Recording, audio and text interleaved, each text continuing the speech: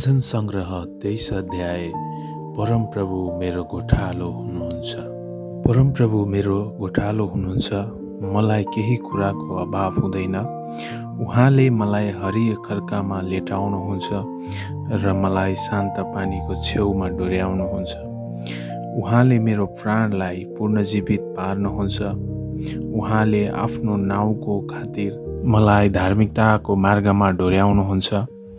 मृत्युको अन्धकारमय घाँटी भएर जानु परे तापनि म कुनै खतरादेखि डराउने छैन, किनकि तपाईँ मेरो साथमा हुनुहुन्छ।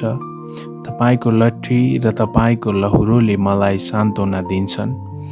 मेरा शत्रुहरूका सामुन्ने तपाईँले मेरो निम्ति भोज तयार गर्नुहुन्छ। तपाईँले मेरो शिर तेलले अभिषेक गर्नुहुन्छ। मेरो कचौरो भरिएर पोखिन्छ।